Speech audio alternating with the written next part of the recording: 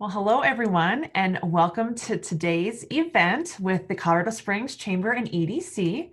My name is Cecilia Harry, and I am Chief Economic Development Officer here at the Chamber and EDC. It's nice to see many of your faces on today's call. Our topic today is changing Colorado Springs Skyline, and we'll be here until 1 p.m. today.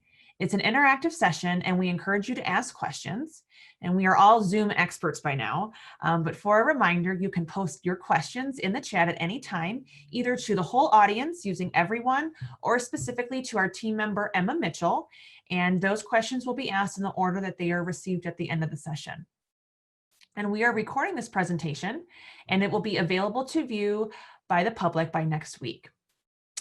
And you may have heard about new airline service in Colorado Springs, and we're thrilled that Southwest Airlines will begin service here on March 11th in 2021. And if you want to get away, you can book now at the airport's website, which is flycos.com. And just a couple of notes from my perspective, this is just such a wonderful opportunity for the community. So many partners worked a very long time to ready the community for a chance to bring another airline server like Southwest Airlines to the community. And it was just a wonderful chance to showcase the growth in the community. And it's a wonderful opportunity to use a new asset like Southwest Airlines to continue to grow our community.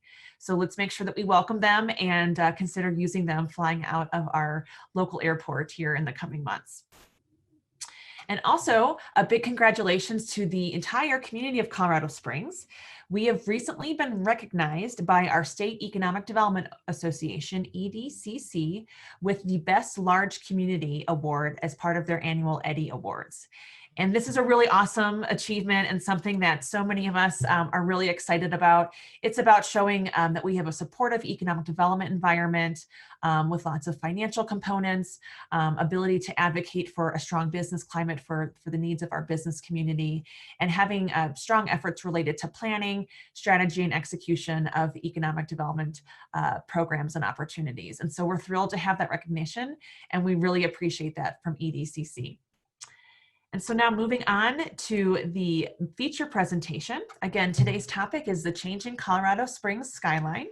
And our facilitator today is somebody on the team of the Chamber and EDC, Ms. Tammy Fields. She is our Senior Vice President of Economic Development.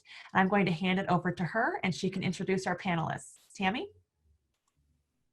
Thank you, Cecilia. Good afternoon, everybody. Thank you so much for joining us today. I think we have a great panel and discussion for you today. So let's dive right on in. Despite the pandemic, there's been a lot of construction, a lot of new developments that are still in the works in Colorado Springs. We're actually, our community is thriving in many, many ways. And the Chamber and EDC is proud to be part of a good portion of this activity. We work to attract new businesses to our community, businesses that have received some attention recently. I just saw that In-N-Out Burger has announced that they will be opening on Friday. And so that's exciting to have their distribution center, their regional headquarters located in Colorado Springs, as well as the first restaurant in Colorado. So exciting news there. A project that we worked with, as well as Ent's headquarters campus, their expansion up on the north end of Colorado Springs, and of course Amazon with all of the activity that they've been doing in the Peak Innovation Park, building right now a 3.7 million square foot facility for sorting and fulfillment and distribution. So lots of exciting things in addition to the Southwest Airlines announcement that the Chamber and EDC has had the pleasure of being a partner on these projects. Our panelists today are all part of organizations that are members and major investors in the Chamber and EDC, and we're so grateful for their membership, which helps fuel our economic development work and the work that the Chamber and EDC does all together. They really help us create community partnerships.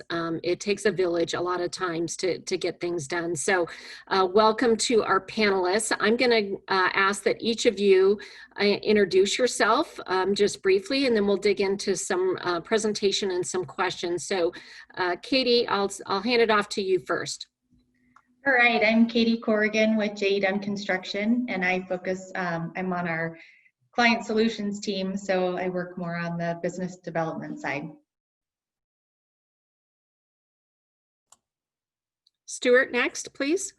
Hi, Stuart Coppedge. I'm a principal with RTA Architects.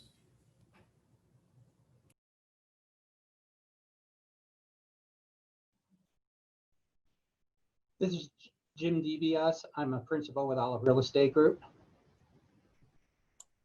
Tim Seibert, Vice President with Norwood Development Group. Great. Thank you again, panelists, for joining us today and sharing some insights with us. So let's start the program by asking each of our panelists to talk about projects that you are most excited about in Colorado Springs that's happening. Katy. All right, well, first I'll just do a little bit about J.E. Dunn. So we've been in Colorado Springs since 1961. We're a general contractor. Some of the markets that we focus on are healthcare, science and tech, higher education, federal, as well as data centers. And so anyways, one of the projects that I want to talk about actually just opened this year, and this is the University of Colorado Springs, the Hibble Sports Medicine and Performance Center. And this is a 104,000 square foot project that was a partnership between UCCS as well as Centura. And they have, they bring together a combination of clinical practice and undergraduate and graduate education combined with clinical faculty and student research. And actually, Stuart was really integral in this project. And so I was going to kick it over to him to talk a little bit more about it. Sure. Thanks, Katy. We actually had the pleasure of being involved very early. We rewrote the program plan for this, for the university.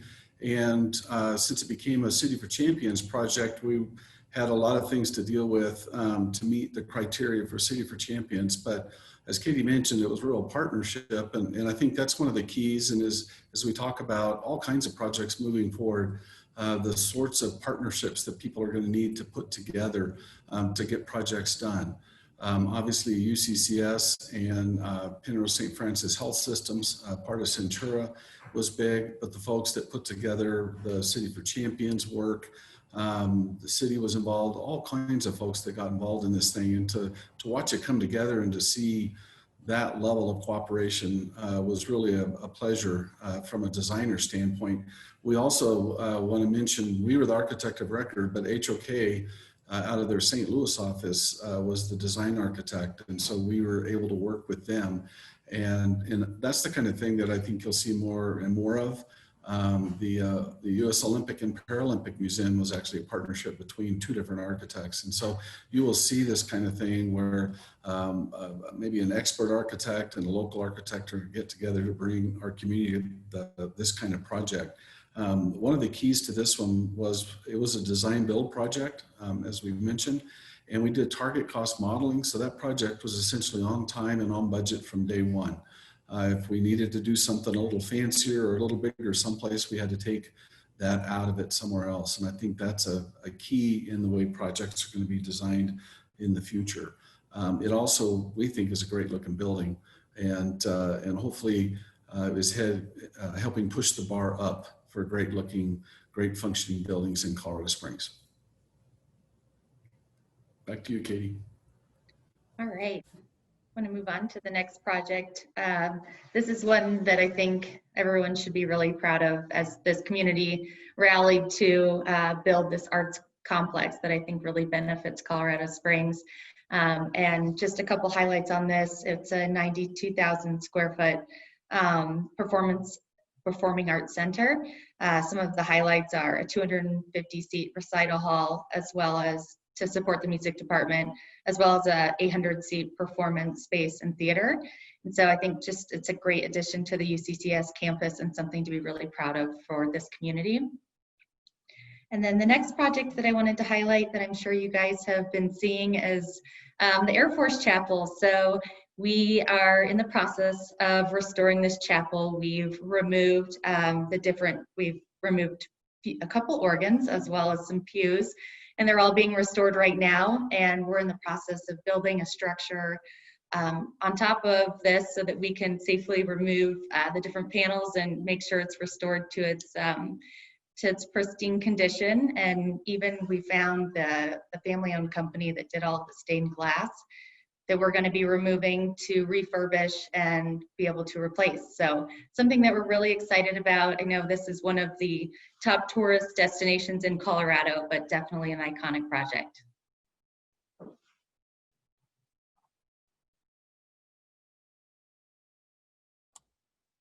Stuart, we'll move to you.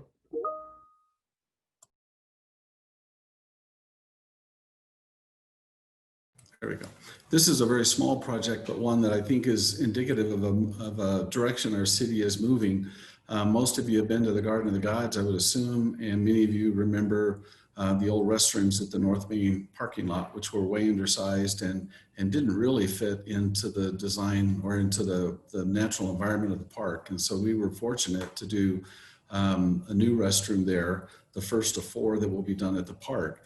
And it's showing our Parks Department's commitment to architecture and design that really fits in the context of our different parks. This is probably also the only park restroom in the country where people have actually gotten married on top on that observation deck. So it's a fun little project, but one that I think is important in a lot of ways.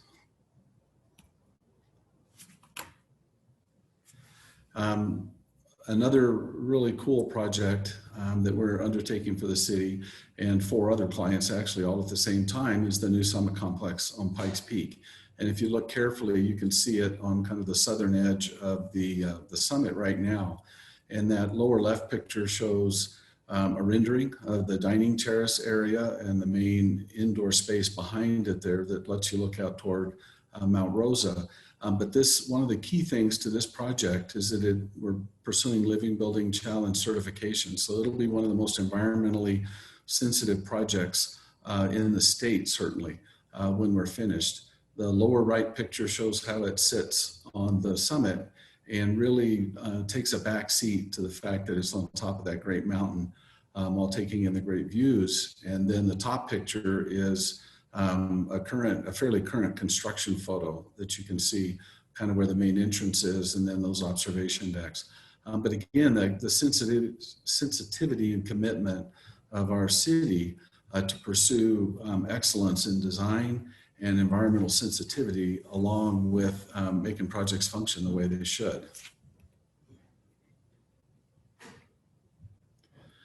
This is South Nevada. A lot of folks have been down there and seen all the changes that are happening on the south side of West Nevada. This is our little project called Creek Walk and a major redevelopment in that area. And it really ties Nevada over to the creek on the west side, to Cheyenne Creek on the west side, and opens up a waterway that really has not been utilized for years. And that's something I think that you'll see more and more in Colorado Springs is us recognizing our waterways, small as they may be, as important areas for people to gather and to enjoy the outdoors, especially in a time like right now with COVID. This is up at St. Francis Hospital at Woodman and Academy. And this is the new emergency department expansion that we did. And healthcare is going to continue to be a major driver, I think, of projects in Colorado Springs and really cutting edge healthcare. A lot of great things are happening and not just us, our firm, but many firms that are designing top-notch healthcare facilities. They're combining, like we talked with Hibble, with universities and other clients. This one is a pretty significant addition. And what you can't see in this one also is the new Nicu, the neonatal intensive care unit, which has pretty much state-of-the-art methods for treatment where you're really treating the whole family, not just the baby, and you're letting the family take care of that tiny little baby, not just the nurses. And that's a major shift that we're seeing in healthcare, and we're really excited to be a part of it in Colorado Springs.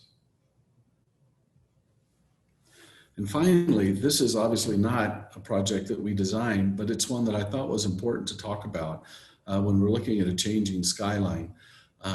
Literally, as Drake eventually comes down over the next few years, the skyline on the west side of downtown will change, and that major entry to downtown will change. But so many other things that the decommissioning of Drake represent for our community, and a real look at sustainable practices, at renewable energies. If you haven't had a chance to see Colorado Springs Utilities plan that they have for renewable energy, it is pretty impressive. And it's really important, I think, from the standpoint of our city leaders and our utility looking at how to make us a more resilient community that can stand up to all kinds of things that may come along in the future, as well as making us a more beautiful community, not blocking the view of the mountains or the view of our great downtown buildings.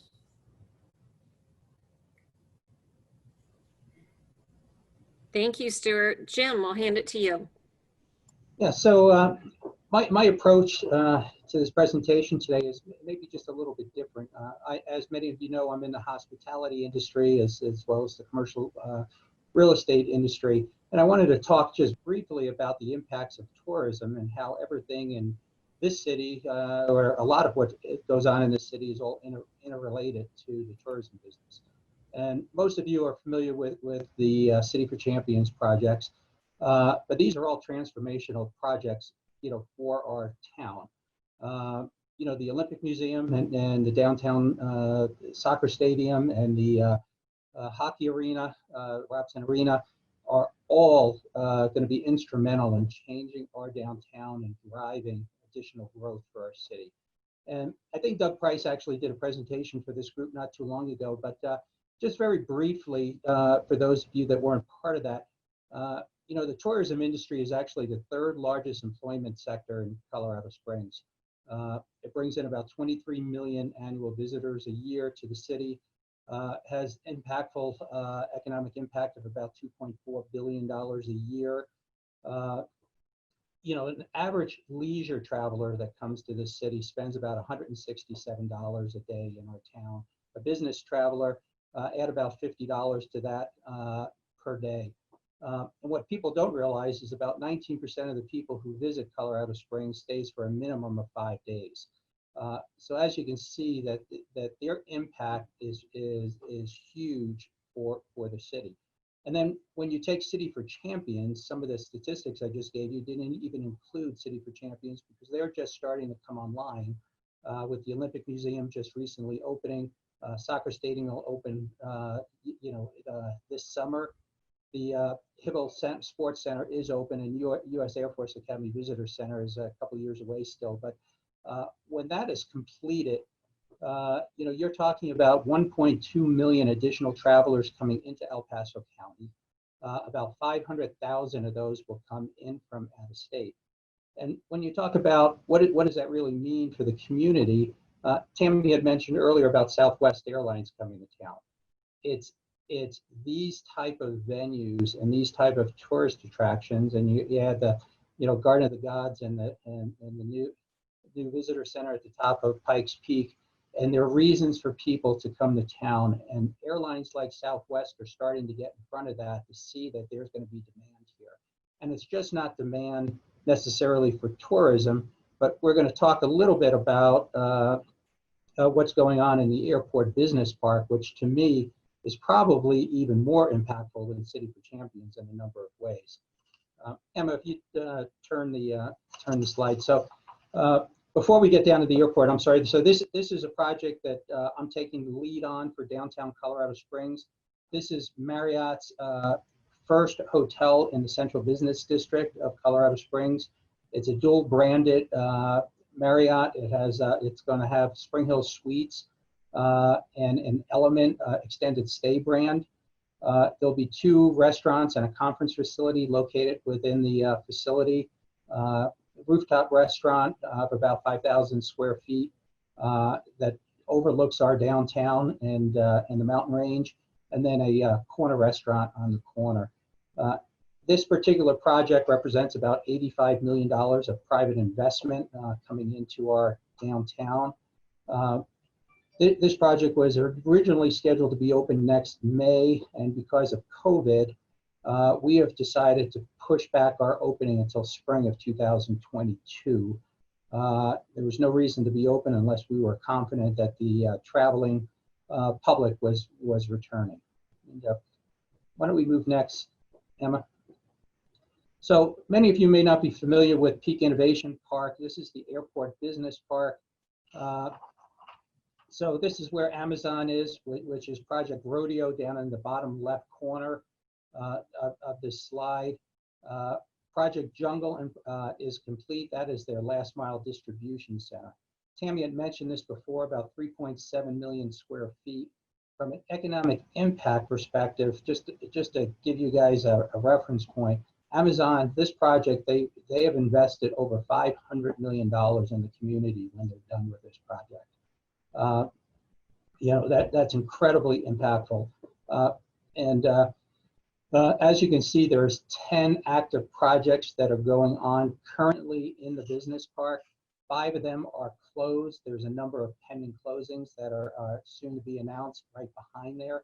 And this particular slide does not even encompass the western edge of the airport, where we've seen corporations like Sierra Nevada Corporation buy 5 airline, or I should say airplane maintenance facilities to service military jets.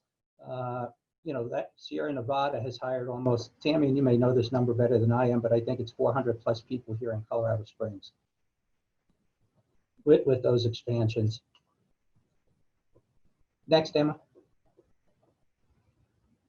So just a quick picture of this Amazon Fulfillment Center. And a couple of comments I'd like to make is, you know, although this is impactful, I think some of the other things that are really impactful about this, when Amazon typically puts a facility of this size, and frankly, there's only a couple of them nationwide of this size, they typically, you know, that typically is a precursor that they're probably going to start bringing prime air service into the marketplace. And with the Colorado Aeronautical Zone overlaid with the airport here, I think we have all the tools it takes to try to bring a prime air into Colorado Springs. I have a Department of Defense client that works very closely with Amazon Web Services, and I know there are discussions going on internally about Amazon actually building a large data center presence to service the military here locally in town. And they're also talking about future software development jobs in Colorado Springs. So, you know, a lot of people will say, whoop-de-doo, a fulfillment center. You know, yes, this is going to give us 2,000 to 3,000 full and part-time jobs. But once a company like Amazon gets a toehold in a marketplace like Colorado Springs, they look to expand, especially if we have a friendly business climate, which we do. Emma, next. Aerospace Corporation. I actually built their first building out here as their development services manager about 12 years ago. This next facility that they just broke ground on recently is only about 90,000 square feet, but there's a couple of things to keep in mind about the importance of this project for Colorado Springs. One, Aerospace Corporation is a federally funded research development corporation for the Department of Defense. This building is going to host a space warfare center and will be manned by about 200 employees. And those 200 employees, doesn't sound like a lot, but each of those employees, the majority of those are PhDs, very highly paid individuals. I've made a number of trips out to El Segundo, where Aerospace Corporation is headquartered. Out in El Segundo, there's 30,000 contractor jobs that support Space Missile Center and the Aerospace Corporation out there. And I think this is, I think this is the beginning of the Department of Defense starting to recognize that they need to get some of their operations out of Southern California, where it's very expensive to do business, very expensive for their employees to live and work, and get those out to Colorado Springs. And Aerospace Corporation actually has an option on another 70 acres of land even after they build this building. And and again, I believe they're doing that, and they did that for future expansion. Emma, next. This is a project that I am doing out at the airport. With all the growth that we're seeing in the business park, and with employments and deployments anticipated to almost double with the arrival of Southwest, and Space Force being headquartered here, again, we thought that there was a hole in the marketplace for new hotel rooms down in the airport vicinity. And frankly, we thought that it was time to actually have some hospitality services and restaurant services and conferencing services down at the airport business park. We're going to be constructing a residence inn and a courtyard with a conference facility down there. We had hoped to break ground by now, but again, with COVID, we pushed probably groundbreaking on this is probably going to be pushed out almost a year in anticipation again of things not ramping up very quickly in the hospitality industry. This project right here represents about $50 million of investment. And I should have mentioned that the Aerospace Corporation, that 90,000 foot building is a little over $1,000 a square feet. They're going to be spending $100 million on that building. Emma, next. Project Congo is a prime employer. Their confidentiality agreements in place. If I was a betting person, I think this project probably gets to the finish line. At least I'm hopeful. These are the type of jobs that Colorado Springs would absolutely love to have. And primary employers with great multiplier with each employer that gets hired by them. Emma, next. And lastly, a U.S. Forest Service regional air tanker base.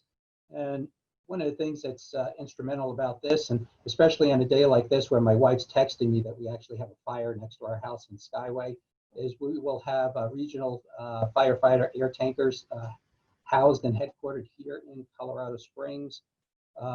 This will also be a training center nationally to bring pilots and flight crews in that actually fly on these jets to teach them, how you fight fires from the air.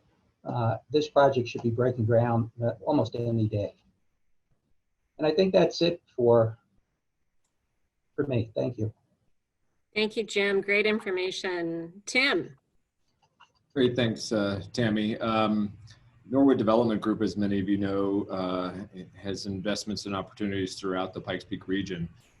As you look at what we've been focusing on our downtown core and urban infill redevelopment, got 4 images of our investment in residential housing in our downtown.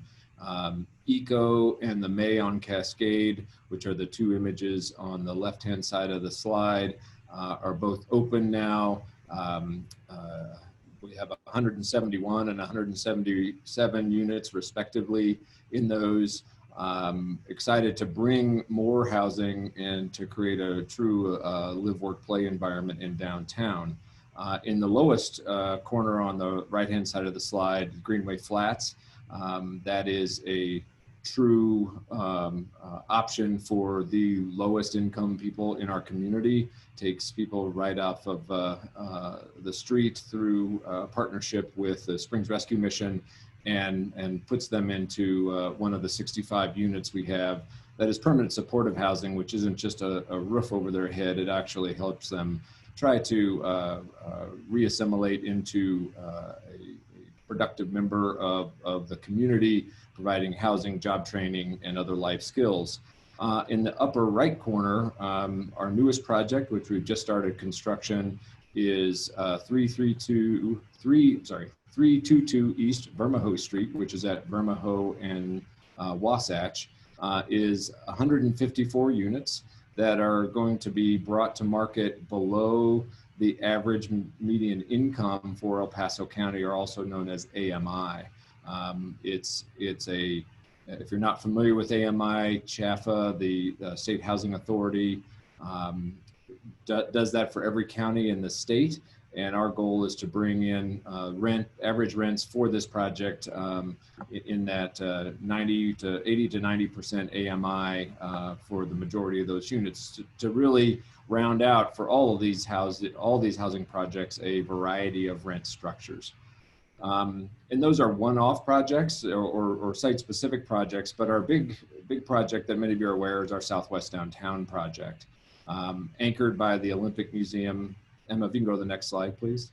Hey, Tim, this is Jim DiBiase. Hey guys, I'm going to actually sign off. We just got an evacuation order at our house, so my wife said I need to get my tail home and help her get some stuff packed up and pick up the dog and the cat. So I apologize for having to do that, but Jim, be safe. All right, go take you. care of yourself, Okay. family.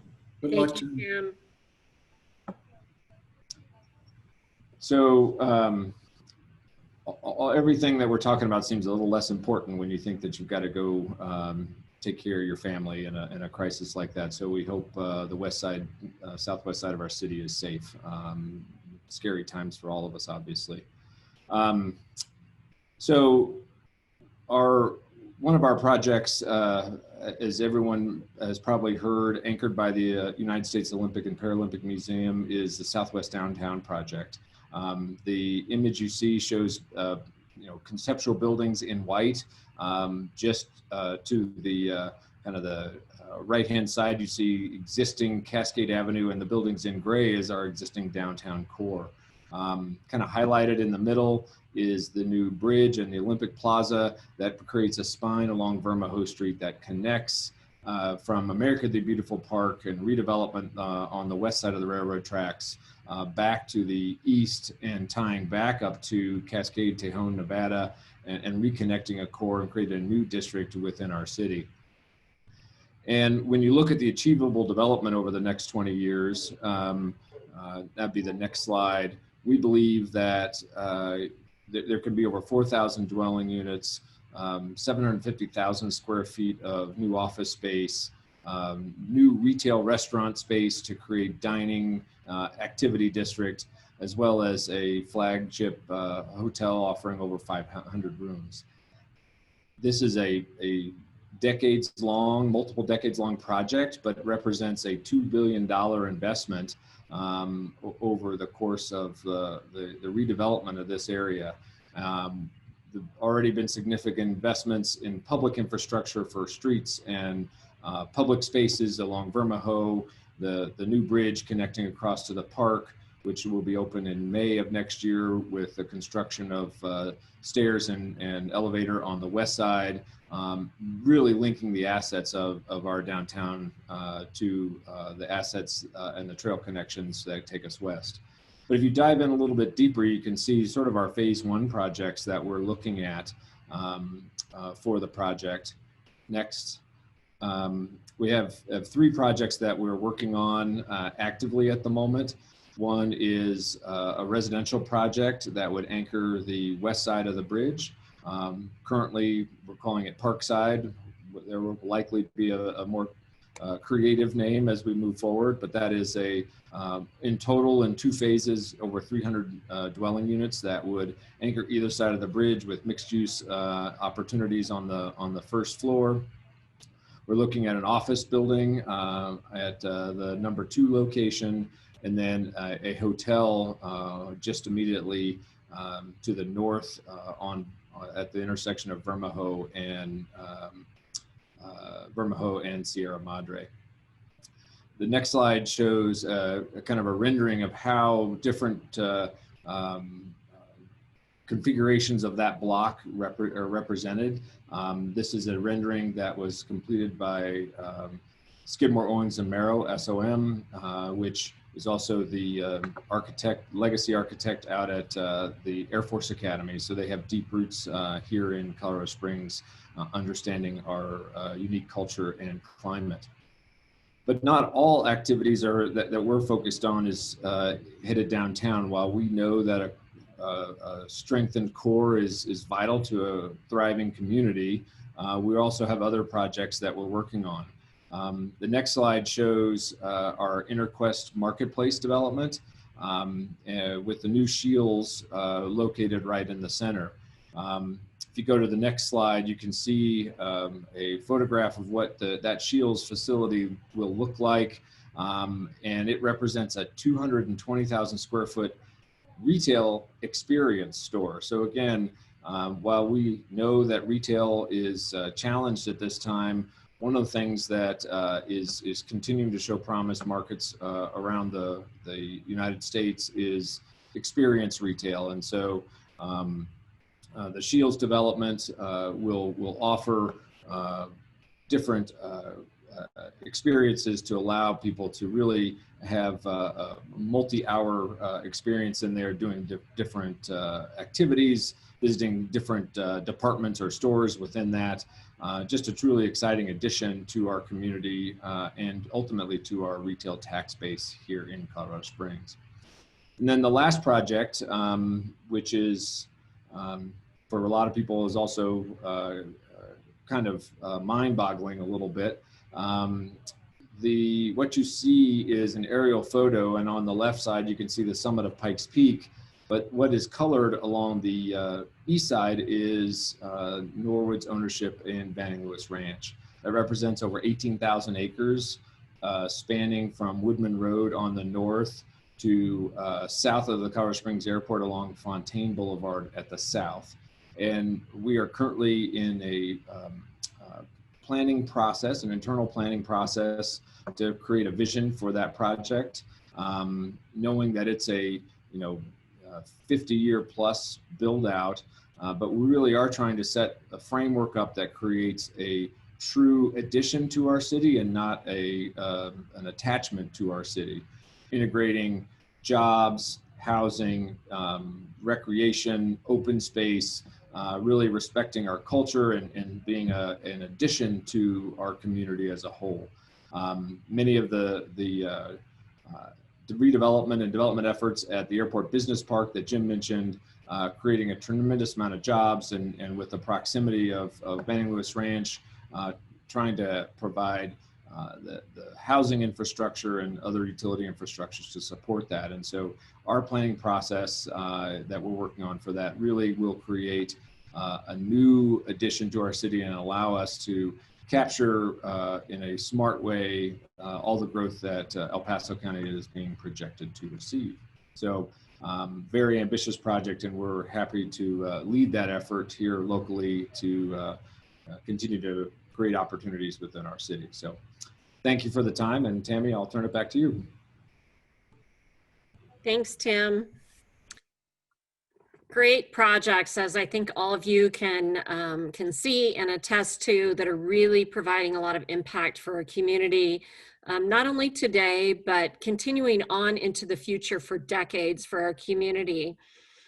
One question I have for our panelists is, how do we continue to keep the high quality of life in Colorado Springs for everyone while new developments, continued population growth are definitely in our immediate future? How do we keep our focus on maintaining the quality of life? Kind of what are your thoughts on that? Okay, yeah. I'll take a shot at it. I think whenever someone thinks about Colorado and then specifically Colorado Springs, the access to open space, access to our natural environment is critical. And particularly as we look at our projects, our suburban projects. I mentioned Banning Lewis Ranch, didn't even talk about our Wolf Ranch community in the northeast part of the city. We really try to make sure that that vision, that promise of Colorado that people think about when you look at visiting or living here is accessible to everyone. And so we're striving to maintain our connections both through open space and natural environment, but that opportunity also includes jobs. As we think about some of the challenges right now happening in big, dense urban areas, I think we have a situation where our community, while is quite spread out, I think there will be densification, which will also bring more opportunities in redeveloped areas, but that won't continue to meet our housing demand. And so we as a company are striving to make sure that we're providing those balance of open space as well as job opportunities and retail experiences in a proximity to someone's home, rather than needing to get in your car all the time and drive across town. And so that quality of life is really going to become, I think, more localized, and downtown core and other things for some people that live nearby will be their proximity, but for other people it'll be that great experience that they may come to occasionally, but those suburban environments need to meet those same needs for everyday people as well. Great input. Katy? Yeah, I would just kind of piggyback on that with maintaining affordable housing so that people are able to really enjoy, obviously, everything that Colorado Springs has to offer, especially as more companies start to come into our community. But also managing the traffic. I know that's always everyone's gripe in Colorado, but I think just making sure that we can manage the traffic so that we can have access to the beauty that is surrounding us here. Smart growth, right? It's all about smart growth. Controlled growth, exactly. I like it. Stuart? Yeah, I was going to say transportation and land use and transportation go hand in hand, and working through things so that people can get where they want to go. But to piggyback a little bit on what Tim was saying, some of those new areas being developed are going to become their own kind of mini urban. Excuse me, there's a doorbell on the place I am to announce people coming in. There's a kind of mini urban dense areas spread around so that folks don't necessarily all have to go to one location. But working through transportation and land use is going to be a big key. Great. So I know that this was one of the questions that sort of got brought up in the chat too. You know, what do you think we've learned from the COVID-19 pandemic? How has it impacted your business? We've talked about it a little bit of how it's delayed some projects. You know, how do you think it's going to impact the skyline of Colorado Springs going forward over the next year? I mean, I know it's all about flexibility and adaptability for a community, and how do you handle that? But just kind of some thoughts, if you have any thoughts on what that you think that will look like, looking in your crystal ball. I'll jump in, and I think we've all learned to work in a way we might not have realized we could not that long ago. We've learned from some of our partners in the design and construction industry who have worked remotely for a long time. Owners reps and others that get around and they go to job sites, they go to clients, they go to places, but they don't necessarily have a core group or a large group of people in an office. And so we had to adapt pretty quickly to working remotely. And I think a lot of firms of all different kinds of professions and industries are having to do that. We're having to relook at how we design some of our buildings, schools, for example. You know, how do you get kids in, kids at home, a hybrid model, different things, and that's going to have a big impact.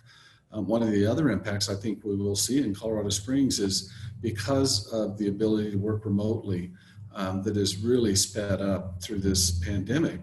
There may be folks that want to live in a place like Colorado Springs, but they had to be back at the home base of their company on the East Coast or the upper Midwest or wherever it was. And now maybe they can move to Colorado Springs. So there may be a lot of folks that come here even though their company is not located here.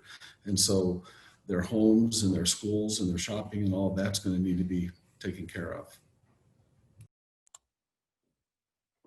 Katy, Tim? Yeah, you know, we look at different housing models. We see from national trends, areas like New York, upper East Coast, California, seeing a huge flight from those densest areas. I think that's probably just a cycle at this point in time, but clearly people seeking those refuges and creating housing solutions that meet the needs of our changing family structure, as well as our respect to the virus conditions. I know we're seeing new housing models from national home builders and local home builders where we're doing multi-generational housing, which there's actually, you know, almost 2 units in one house. That locally, we've talked a lot about accessory dwelling units or ADUs. That can be both inside the structure as well as a detached structure, all on the same lot. As people want a bubble that kind of meets their family and social needs, I think those types of housing options where there's a a housing unit inside the primary structure for grandparents, returning college student, or even that next family unit coming from that the parents, are creating a really interesting market from a housing standpoint.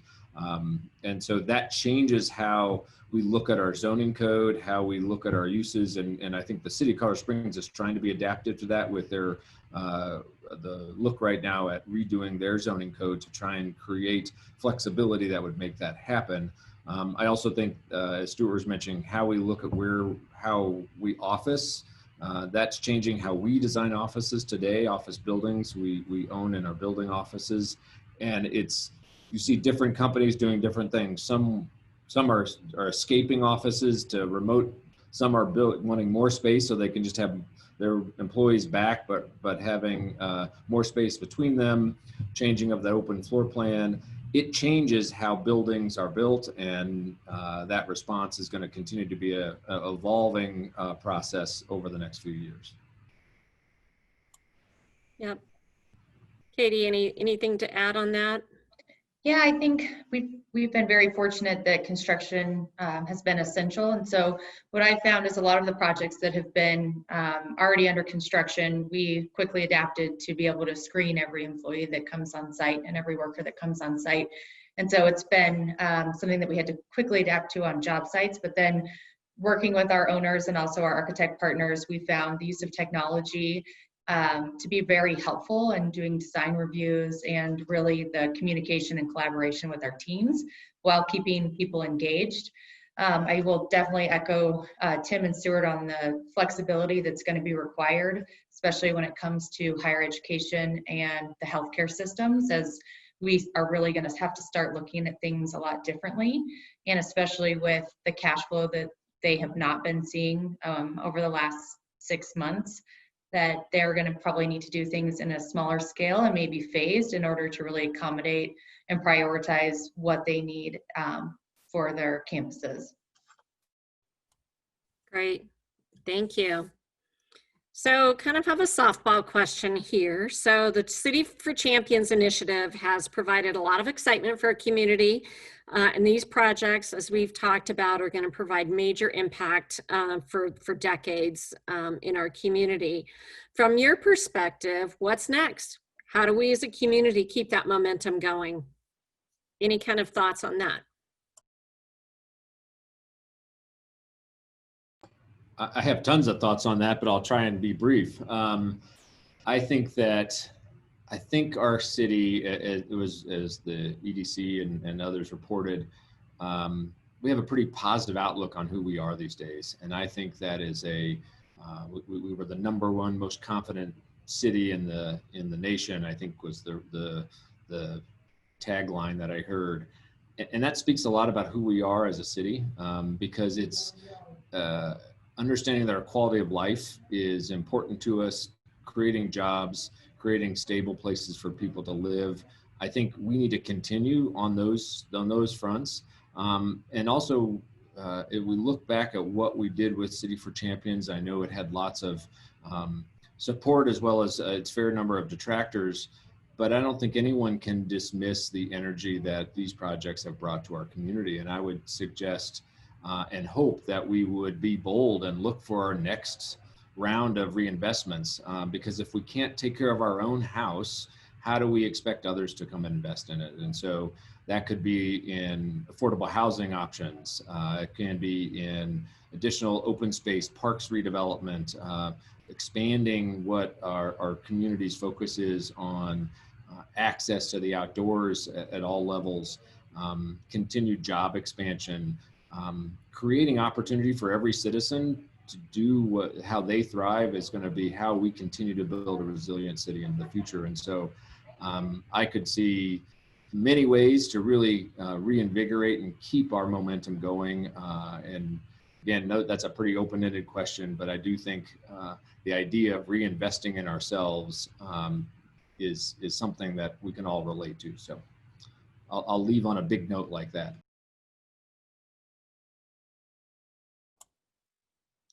Katie or Stuart, anything to add on that? I would just add the accessibility with obviously Southwest flying direct is huge, and obviously taking the momentum with City for Champions, but figuring out a way to develop not only downtown but also suburban to attract all ages and everybody that wants to be here. So I just think it's all about accessibility and getting people excited about what we have to offer. I think making sure we don't lose sight of what brought most of us here in the first place. And whether it is the kind of people we get to hang around with and that energy and drive that we see, or the natural resources, which are huge, obviously, but making sure that we keep those things that brought us all here in the first place. Tim talked about the things they're doing out of Banning Lewis with trail connections and parks and that sort of thing. But I think the more folks you have, and we've all seen that in the last few years. I hike the Manitou Incline fairly regularly, and over the last several years, it's just gotten more and more crowded. Oftentimes, there are people that really don't kind of understand trail etiquette or what it's like to be in a little bit more extreme situation in their recreation. And so I think welcoming all of those people and yet taking care of the resources at the same time and doing that is going to be a real key to our community. Great.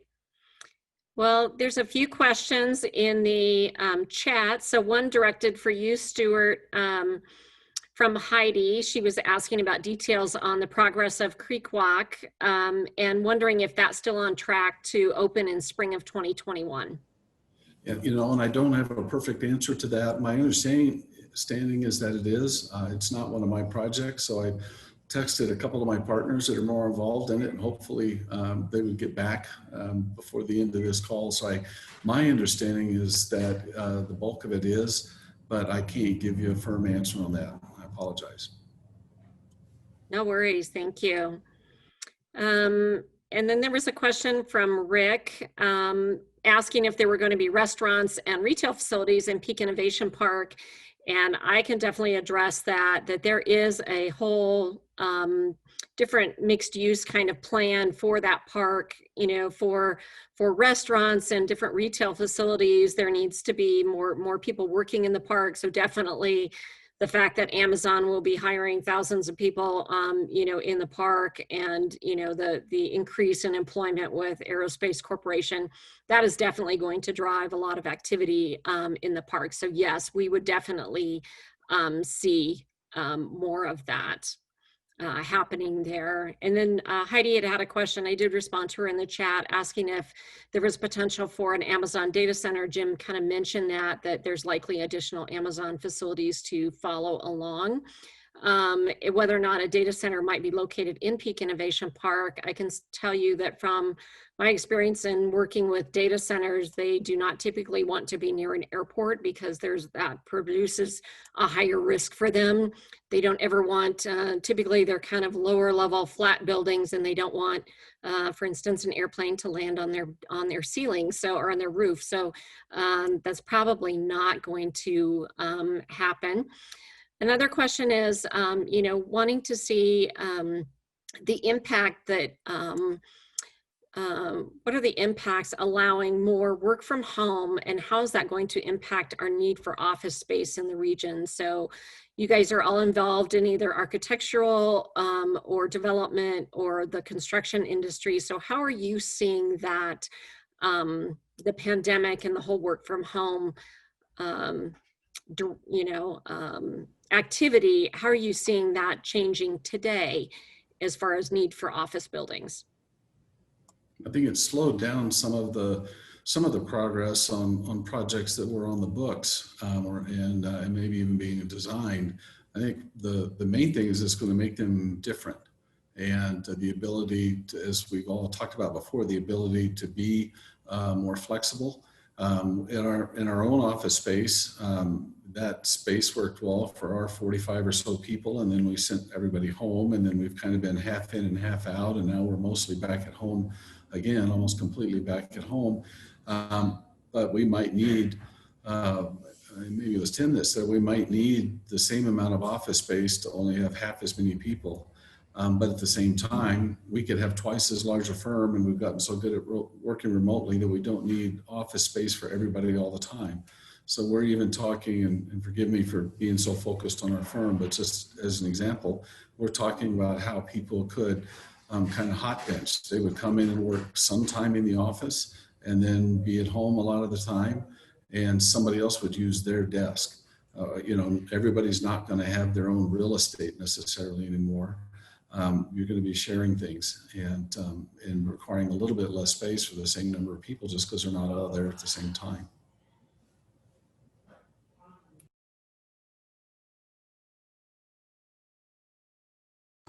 Stuart, I think that's a good answer, very complete. You know, as we look at what our projects look like, it is an evolution. And I think one of the things, when you think about it from an urban core standpoint, in any activity center where employment and office space plays a big role, there's also that spin-off that happens outside of that building where restaurants need that activity to thrive. The other support services like printers or other accessory uses that need that activity to really thrive. And so I think as we deal with it today, where everyone's struggling to really try to understand it, I think the question becomes, what does a city of the future look like, and how do we become more resilient in response to these?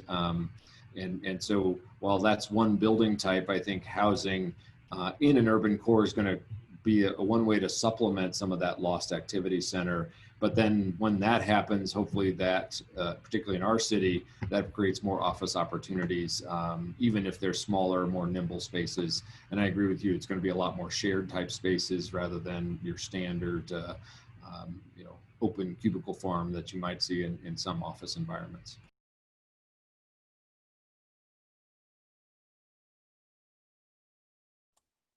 Katie, do you have anything to add real quick before we wrap up? The only thing I would add would be, I know they're talking about converting some office space into more lab space or science and tech space. And so it's interesting to see some of the ideas in the thought that there is going to be vacant office space and what we're going to do with it.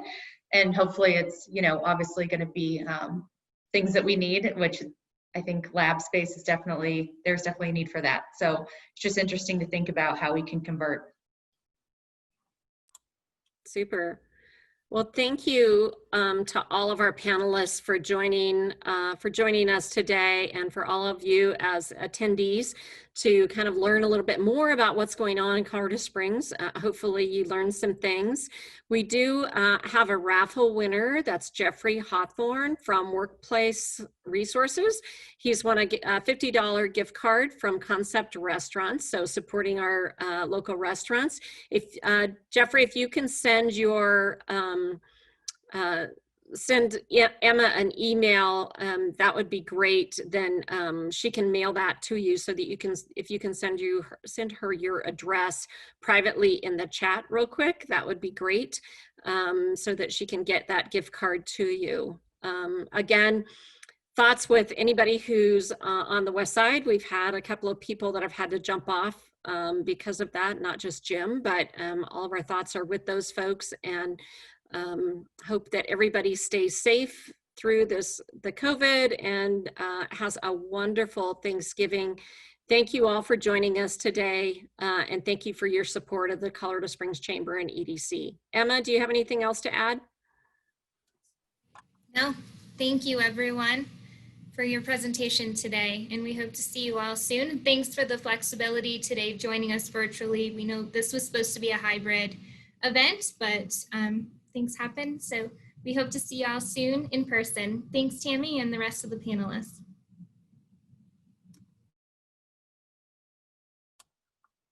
Enjoy the rest of your day, everyone.